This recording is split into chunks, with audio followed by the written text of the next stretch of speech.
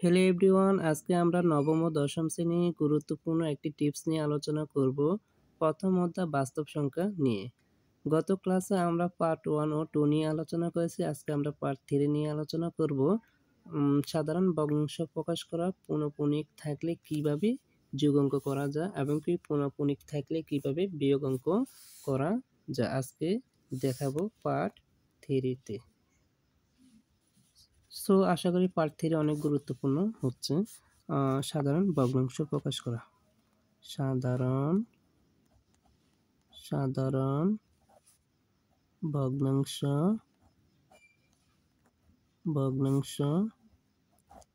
প্রকাশ করা।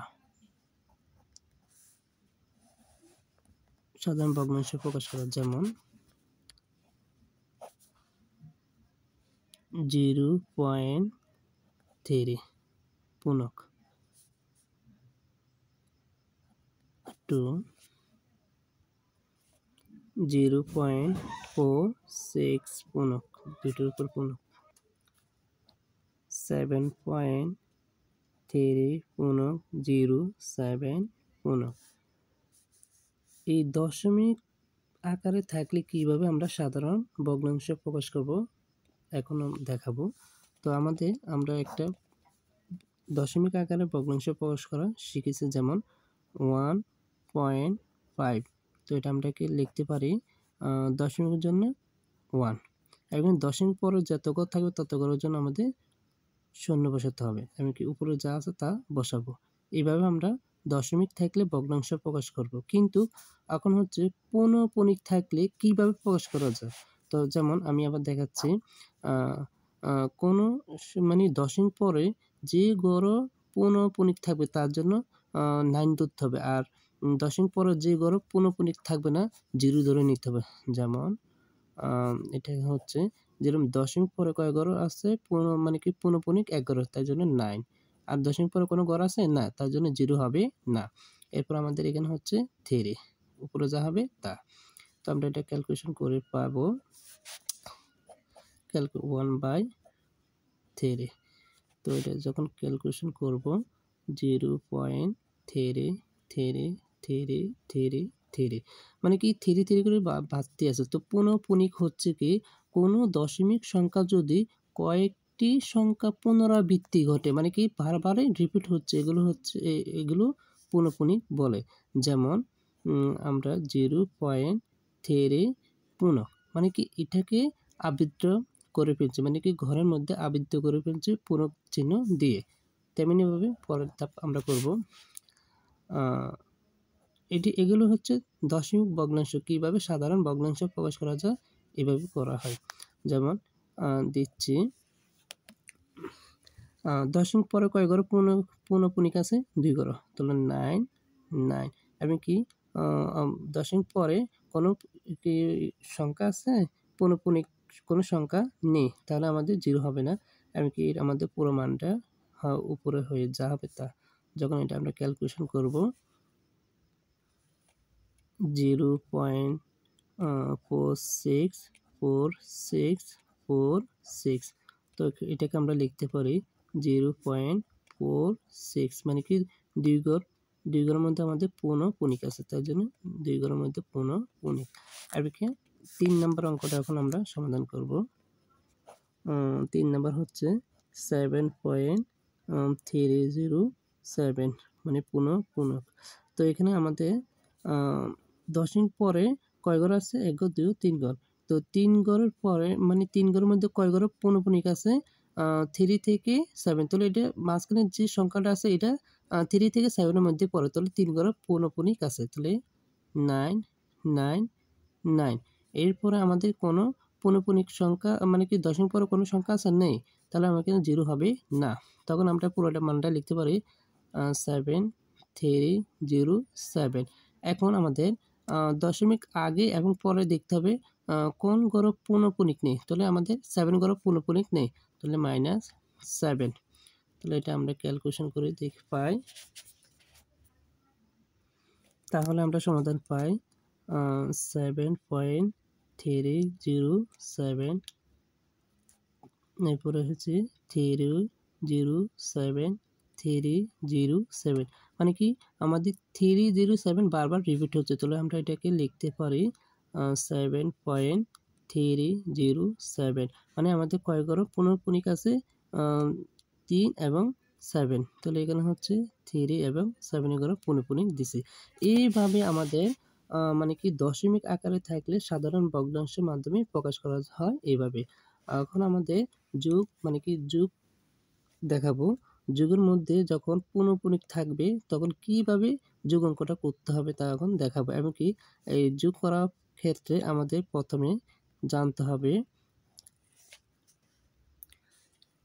সাপোজ যোগের ক্ষেত্রে আমাদের দুটি টিপসের সম্পর্কে জানতে হবে। যেমন একটি হচ্ছে অনাবৃত্ত অঙ্ক, 2 নম্বর হচ্ছে আবৃত্ত অঙ্ক। এখন হচ্ছে অনাবৃত্ত এবং কি আবৃত্ত কি, যেমন আমি দেখাচ্ছি 1.267 এখানে কি দিলাম পুনঃপুনিক দিলাম। তাহলে এখানে হচ্ছে দশমিক পরে যে গড়গুলোর মধ্যে পুনঃপুনিক থাকবে এটা হচ্ছে কি বলা হয় আবৃত্ত, আর দশমিক পরে যে ঘরের মধ্যে পুনঃপুনিক থাকবে না সেটা হচ্ছে অনাবৃত্ত। তো আমরা এখন অনাবৃত্ত অঙ্কের ক্ষেত্রে সর্বোচ্চ মান নিব। অনাবৃত্ত অঙ্কের ক্ষেত্রে সর্বোচ্চ মান নিব, আর আবৃত্তের ক্ষেত্রে মানে কি তাদের পুনঃপুনিকের লসাগু নিব, লসাগু নিব। সো এই টিপসগুলো জানলে আমরা যোগ অঙ্ক করতে পারবো। এই দুটো টিপস জানলে আমরা যোগ অঙ্ক করতে পারবো। পুনঃপুনিকের মধ্যে যোগ থাকলে কিভাবে করা যায় এই দুটো টপিক জানলে করতে পারবো। এখন সাপোজ এখন আমরা যোগ করব, যেমন 0.95 পুনঃ প্লাস 0.27 পুনঃ 4 পুনঃ। এটাকে আমরা কিভাবে যোগ করব? তো আমরা প্রথমে বলছি কি আমাদের যোগ করতে হলে অনাবৃত্ত অঙ্ক সর্বোচ্চ মান লাগবে, আর আবৃত্ত মানে কি তাদের লসাগু লাগবে। তো এখানে লিখতে পারি অনাবৃত্ত অঙ্কের সর্বোচ্চ সংখ্যা আর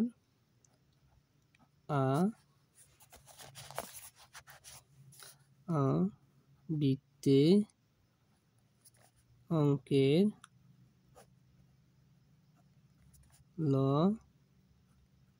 লসাগু। তো এখানে হচ্ছে দশমিক পরে আমাদেরকে দেখতে হবে যে গড় পুনঃ নেই এটা হচ্ছে অনাবৃত্ত। তো দশমিক গড় এখানে হচ্ছে এক গড় পুনঃ নেই, আর এখানে হচ্ছে এক গড়, তাহলে আমাদের এখানে সর্বোচ্চ মান হবে 1। আর দশমিক পরে যে গড়ের মধ্যে পুনঃ থাকবে এগুলো নিতে হবে আবৃত্ত। তো দেখতে হবে দশমিক পরে কয় গড় পুনঃ আছে, এক গড়, আর এখানে হচ্ছে 2 গড়। তো 1 আর 2 লসাগু কত হবে 2। যেমন আমি দেখাচ্ছি এখানে 1 এবং 2 এর লসাগু হবে 2, তাহলে 2 একে 2।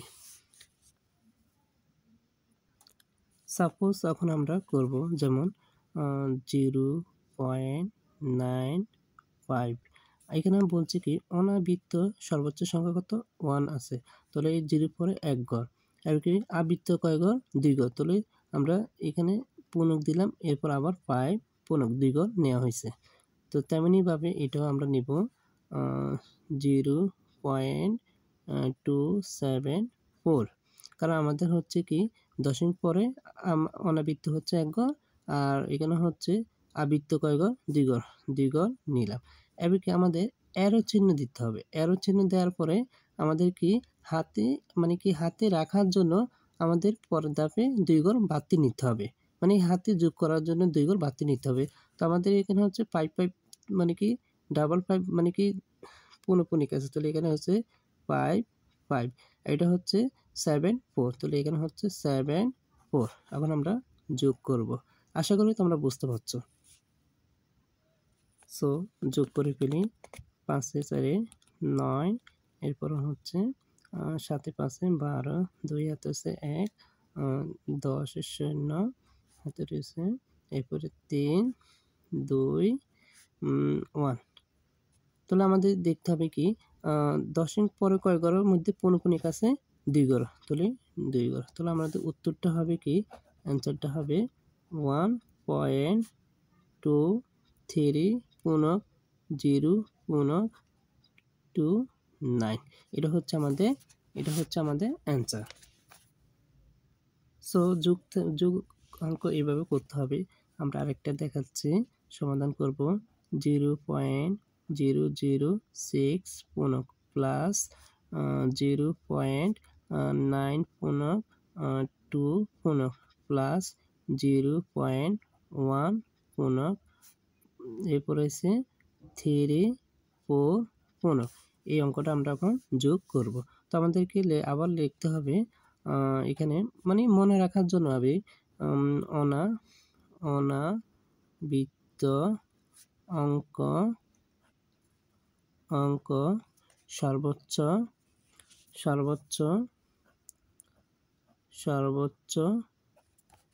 সংখ্যা।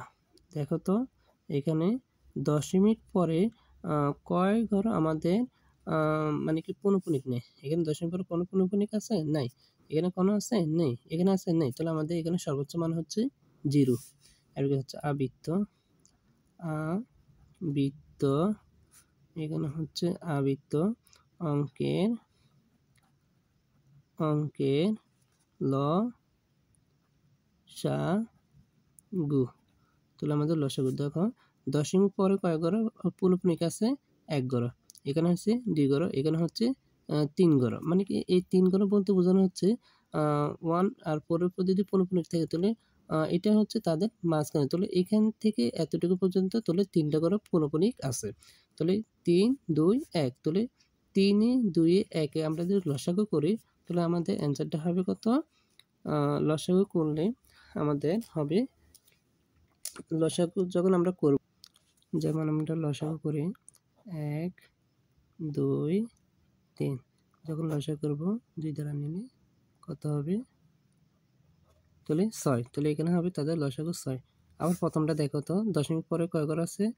6, এখানে 2 ঘর আছে। তাহলে আমাদের এখানে তাদের সর্বোচ্চ মান হবে 2, সরি এখানে হবে 2 ঘর আছে, 2 হবে। এখন আমাদের অঙ্কটা সমাধান করব। 0.006 পৌনঃপুনিক। তাহলে লিখতে পারি আমরা 0. আমাদের 0.0 মানে কি আমাদের অনাবৃত্ত আছে কয় ঘর? 2 ঘর, তাহলে 0। আর কি আবৃত্ত অঙ্ক লসাগু আছে 6 ঘর, তাহলে আমাদের লিখতে হবে 6 6 6 6 6 6 6 6। তাহলে আমরা লিখতে পারি পৌনঃপুনিক দিতে পারি। এরপর আমরা লিখতে পারি যখন আমরা 2 ঘর বাড়তি নেব, মানে কি হাতে মানে কি ধরার জন্য 6 6। এরপরে পুরোটা লিখতে পারি 0.9 পুনক 2 পুনক, সেম একই মতো আমরা লিখতে পারি 0.92929292। 1 2 3 4 5 6 7। এরপরে এখানে আমাদের 6 ঘর পর্যন্ত নিতে হবে। এরপরে বাড়তির জন্য আমরা 2 ঘর নেব 92। এরপরে আমাদের পৌনঃপুনিক দিতে হবে 2 ঘর পরে। তাহলে 1 2 3 4 5 6, সরি এখানে 6 দিতে হবে 6। এরপরে আছে সরি এটা আমরা লিখতে পারি 0.92929292 এরপরে আমরা লিখতে পারি পরের ধাপ 0.1 পূর্ণক 3 4 পূর্ণক লিখতে পারি 0.134 এরপরে আছে আবার 1 3 4 1 3/4 1 কারণ আমরা লিখতে পারি 134 134 134 4 আমাদের পরের ধাপ 4 থেকে শুরু করতে হবে মানে 4 এরপর আবার 134 তো আমাদের এখানে হচ্ছে টোটাল দশমিক পরে 2 ঘর মানে কি এটা হচ্ছে 2 ঘর হচ্ছে অনাবৃত্ত আর এবার কি 6 ঘর হচ্ছে আমাদের কি মানে কি পূর্ণপণিক 1 2 3 4 5 6 আর 2 ঘর বাড়তি নিচে আমাদের হাতে কি হাতে 1 ধরার জন্য তখন আমরা এটা যোগ করব সুন্দরভাবে যোগ করব তো এটা 6 2 1 যোগ করলে আমাদের হবে 9 9 এরপর হচ্ছে কত 2 7 3 যোগ করলে 9 0 0 7 0 দশমিক 1 0 হাতে রয়েছে কত 1 10 10 আর হাতে রয়েছে কত 1 তাহলে এখানে হচ্ছে আমাদের 10 সরি 9 একে 10 হবে যোগ অঙ্কটা সুন্দরভাবে করো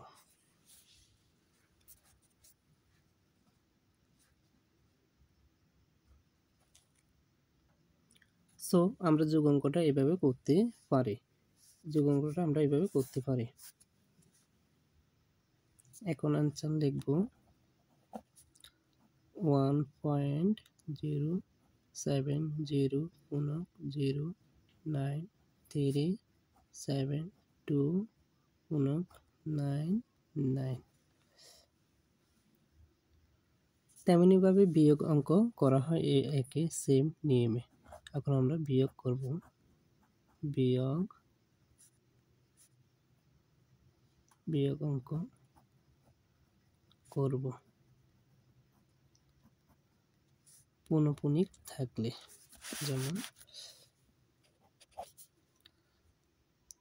19.345 পূর্ণক মাইনাস 13.23 পূর্ণক 49 পূর্ণক সেম আমার যুগের মতো করতে হবে এখানে দশমিক পরে অনাবৃত্ত সংখ্যা কয়টি একটি দুইটি এরপরে এখানে হচ্ছে একটি তাহলে সর্বোচ্চ মান হচ্ছে তাদের দুইটা তাহলে লিখতে হবে অনাবৃত্ত অঙ্ক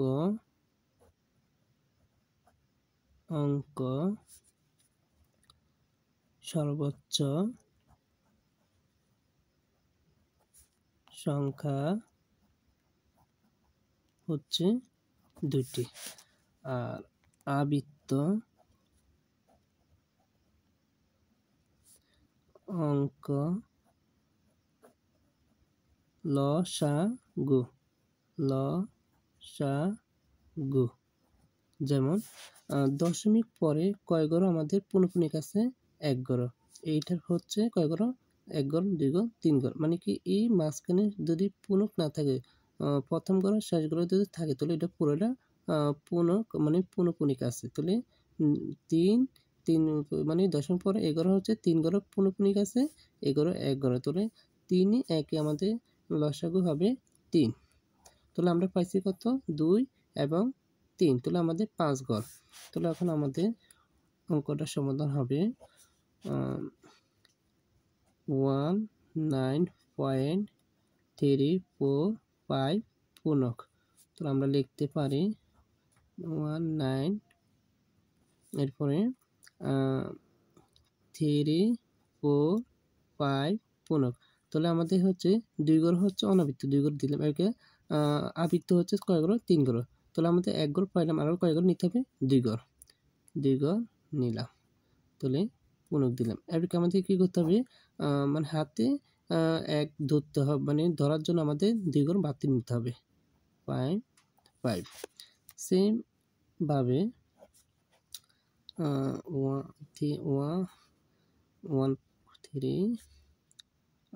2 3 পুনক 4 9 পুনক, তাহলে এটা আমরা লিখতে পারি 1 3 পয়েন্ট, এরপর হচ্ছে 2 3 4 9। আমাদের কয় ঘর অনাবৃত্ত, 2 ঘর রাখলাম। এরপর আমাদের কি আবৃত্ত কয় ঘর, 3 ঘর, তাহলে আমাদের আবার লাগে 3। তাহলে এখানে হচ্ছে 4 9 3 কয় ঘর, 2 ঘর নিলাম। 2 ঘর নেওয়ার পরে 4 9 3 4 9 3, এরপর হচ্ছে আবার 4 9, কারণ আমাদের হচ্ছে পরের ধাপ নিতে হবে। তো এখানে হচ্ছে পুনঃপুনিক দিলাম 4 এবং 3 ঘর, তখন আমাদের বিয়োগ করতে হবে। এখানে অনেকেই ভুল করে, এখানে ভুল করা যাবে না, কারণ আমাদের ধাপ হচ্ছে কত, 3 4 9, তাহলে 3 4 9, তখন আমরা বিয়োগ করে পাবো এটার মান সবচেয়ে বড় ধরতে হবে। তাহলে 15 থেকে 9 গেলে কি 6, হাতে রয়েছে 1, তাহলে 5 হচ্ছে 0, এরপর হচ্ছে বিয়োগ করলে 2 6, বিয়োগ করতে হবে, বিয়োগ করে নিতে হবে 1 1, এরপরে আমাদের কত থেকে 6। তাহলে আমাদের দেখো দশমিক পরে কয় ঘর পুনঃপুনিক নেই, 2 ঘর বাদ দিতে হবে। তাহলে আমাদের দশমিক পরে কয় ঘর পুনঃপুনিক আছে, 3 ঘর, তাহলে 3 ঘর নিতে হবে, 3 ঘর নিতে হবে। তাহলে আমাদের অ্যান্সারটা হবে 6.1110 পুনঃ 6 2 পুনঃ এর চিহ্ন 06, এভাবে বিয়োগ করা হয়। সেম মানে কি একই নিয়মে যোগ করলে বিয়োগ করা যায়। সো আশা করি তোমরা বুঝতে পারছো, এমনকি ভিডিওটি অনেক লং হয়ে যাচ্ছে, তাই গুণ এবং ভাগ আমরা পরের পার্টে দেখাবো। ধন্যবাদ।